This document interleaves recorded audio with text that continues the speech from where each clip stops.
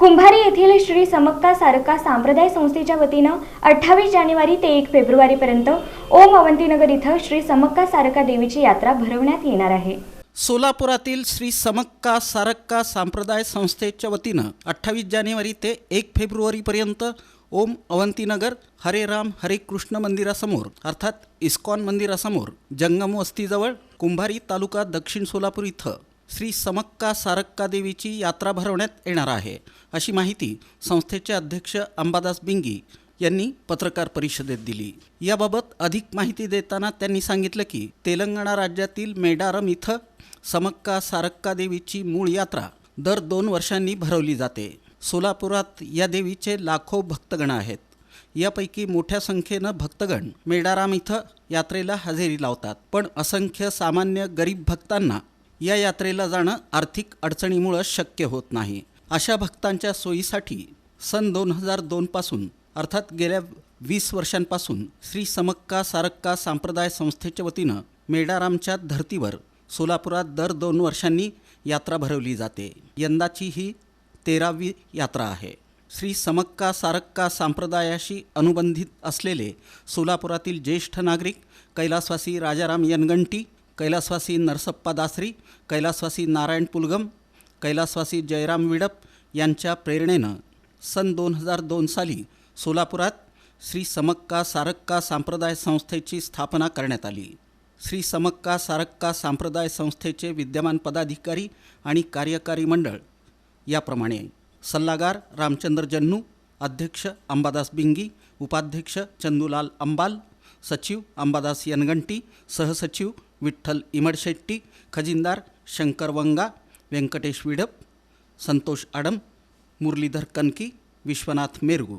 ही संस्था नोंदणीकृत असून या संस्थेच्या मालकीची कुंभारी येथील ओम अवंतीनगरात सुमारे 1.5 एकर इतकी जागा आहे। या विस्तीर्ण जागेवर ही यात्रा भरवली जाते। 28 जानेवारी रोजी यात्रेला सुरुवात होणार असून 1 फेब्रुवारीपर्यंत ही यात्रा चालणार आहे।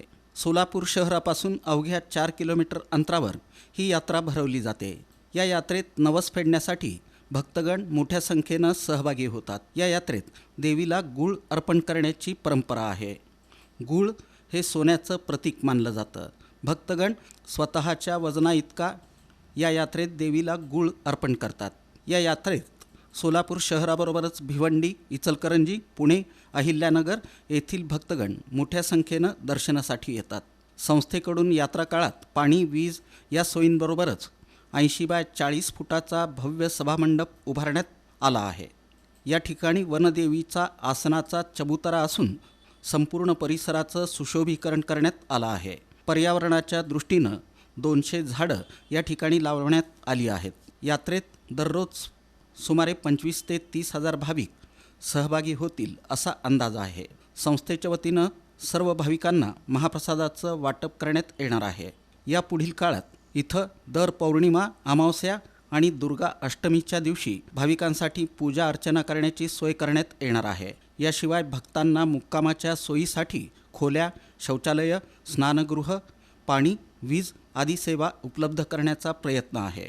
या यात्रेमध्ये भाविकांनी मोठ्या संख्येनं सहभागी व्हावं असं आवाहन करण्यात आलं आहे। यावर्षी सगळीकडे ते एकच शेड करण्यात 80 बाय 40चं एक सभामंडप करण्यात आलेले आहे आणि 200 झाडं लावून पर्यावरणाच्या दृष्टीने 200 झाडं लावण्यात आलेले आणि कंपाऊंडर केलेले आहे आणि तिथं एक म्हणजे राहण्यासाठी एक रूम बी बांधण्यात आलेले आहे तिथं पूजा करणाऱ्या पुजारीसाठी। असे या देवीची आहे आणि पुढं अजून 80 बाय 40चं एक भव्य मंडप अजून आम्ही आता घालून आले। त्या सभा मंडपात लोकांना येऊन म्हणजे दर्शन करून तिथं थोडा दिवस 2-4 तास थांबून अर्चना पूजा करून जेवण वगैरे करून जाण्यासाठी त्यांना सोय होईल। तिथं पाण्याची सोय बोरिंग केलेली आहे आणि राहण्याची लाईट बी आम्ही व्यवस्था केलेली आहे।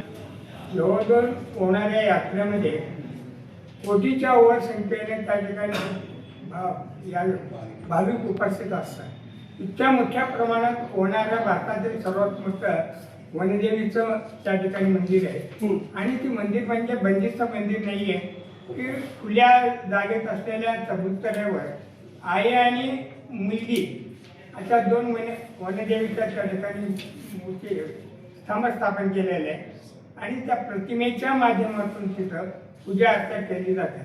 त्या ठिकाणी म्हणजे गुळाला जे नवस करतात स्वतःच्या वजना एवढा गुळ त्या ठिकाणी नवस केलं जातं. त्या ठिकाणी सोन्यासारखं त्याला मानलं जातं, म्हणजे गुळाचं सोनं असं म्हणून त्या ठिकाणी करतात. आणि त्या वनदेवीच्या यात्रेसाठी आई जगदंबेचाच अवतार मानून त्या ठिकाणचे भाविक तिथं होतात.